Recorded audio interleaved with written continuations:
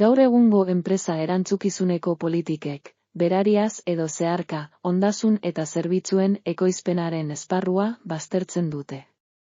Oro har, uste dugu enpresek beren kabuz kudeatzen dutela ekoizpena, eta gizarte erantzukizuneko politikek produkziotik harago doazen jarduera osagarriak sustatu behar dituztela. Hala ere, ondasun eta zerbitzuen ekoizpen eraginkorra, enpresaren lehen erantzukizun soziala dela esan daiteke.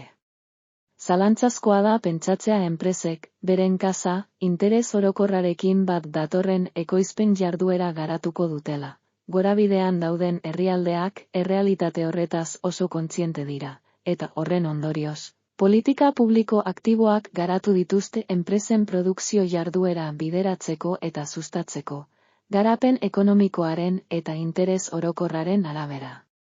Aldiz, mendebaldeko Europan jardun hori bazterrekoa da, eredu neoliberalaren eraginaren ondorioz, enpresen ekoizpenean ez esku hartzea printzipio ia dogmatiko bihurtu baita. Ikuspegi horrek ahaztu egiten du kapital enpresen helburua ez dela ondasunak eta zerbitzuak ekoiztea bera, baizik eta epe ertainera mozkina maximizatzea. Horren ondorioz, enpresek sozialki egokiena litzatekeena baino gehiago edo gutxiago ekoitzi dezakete, edo interes orokorrarekin bat ez datozen ezaugarriak dituzten produktuak eskaini.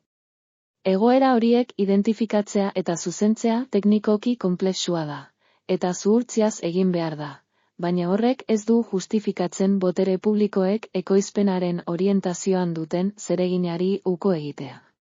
Ikuspegi horretatik, gorabidean dauden herrialdeetako esku hartze publikoak enpresen benetako gizarte erantzukizuna sustatzeko politika gisa guler daitezke. Azken batean, politikek interbentzionista horiek ez dira berriak.